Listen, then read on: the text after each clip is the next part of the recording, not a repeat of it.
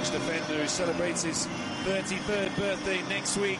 Collects his first goal of the season. You can see it here, wonderful technique, and he's absolutely creamed that into the corner. A beautiful goal. Here's Cerci, just in for Onda. Gets round his man, right on the edge of the area, is it? The referee says penalty. I think everyone at home watching can make up their own opinion about the replay there. The decision has been made, and missed the penalty kick, stepping up 7 out of 7. He's going for number 8, his second of this match. And he finds the back of the net. He moves level at the top of the scoring charts. He gets Milan's third of the night. And maybe it's not the end after all.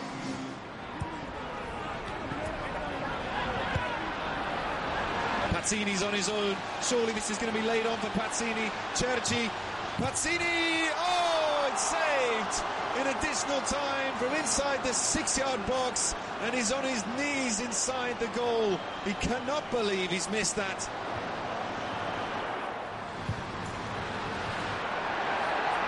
Well, there's another chance. Paul needs to go now. It does. Cerci is through here. He'll take it on this time when he's on.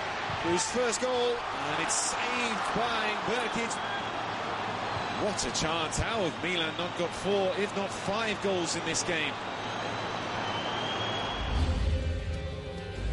Juventus look all but certain Serie A champions now, and Carlos Tevez showed exactly why, with the only goal in this game, beating 2 defenders before slamming home from a tight angle to move Massimiliano Allegri's men a step closer to that 4th successive title.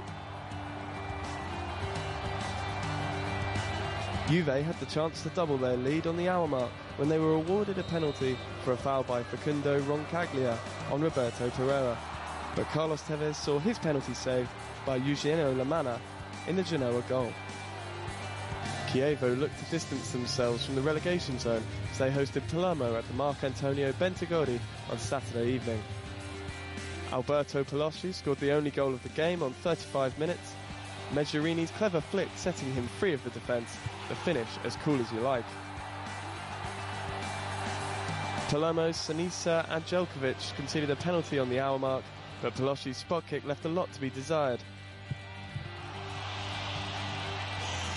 Anđelković was then given his marching orders late on for a second bookable offence, as Chievo claimed an important victory. Empoli leapfrogged opponents Sassuolo in the table after a match that saw 4 goals in the space of 15 minutes at the start of the second half. Riccardo Saponara's strike just 25 seconds after the break raised the decibel levels at the Stadio Carlo Castellini, only for Sassuolo to equalise within 3 minutes thanks to an own goal from Daniele Rugani. Saponara then turned provider for Levan Mešlić as Empoli regained the lead on 58 minutes. And the Tuscans wrapped things up 90 seconds later when man of the match Saponara finished expertly for a second time.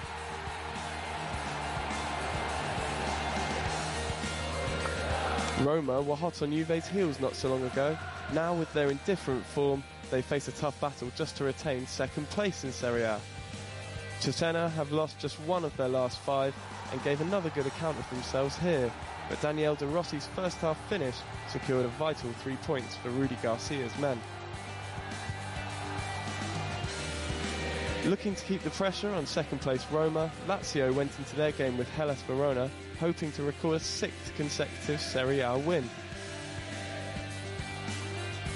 The home side took the lead when Felipe Anderson scored his 9th goal of the campaign after just 4 minutes. Verona keeper Francesco Benucci probably should have done better with this one.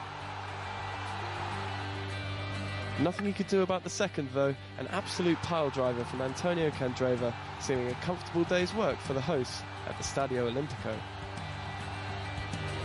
Torino were knocked out of the Europa League in midweek, so a trip to bankrupt and dishevelled Parma offered the ideal opportunity to get back on track.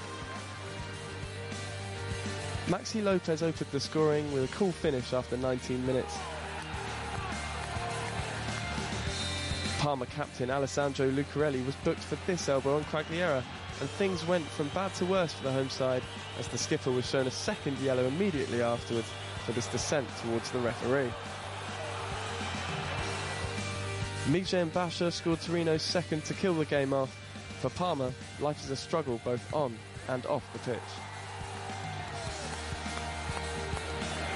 Sampdoria moved up to fourth with this win over Inter Milan and former club legend Roberto Mancini. This incredible strike from Edir making all the difference. That's 6 straight defeats in all competitions for Inter.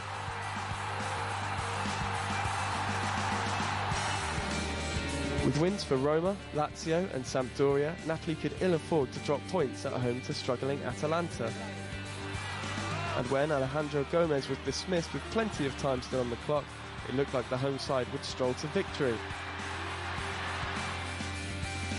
But no one told Atalanta striker Maurizio Pinilla, who chased down a lost cause and then applied an expert finish to give the away side a shock lead, displeasing Rafael Benitez. But Napoli's blushes were spared late on, Duvan Zapata thumping home an excellent header to at least register a point for the home side. With Napoli dropping points, a win for Fiorentina would see them go above the Naples outfit. Udinese aren't completely safe yet though, and battled into the lead when Mola Vagu finished well.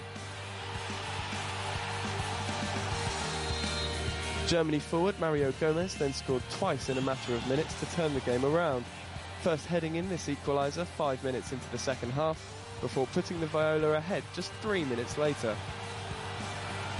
And how about this for a candidate for assist of the season? Di Natale's brilliant hook-back cross goal was just begging to be put in the net.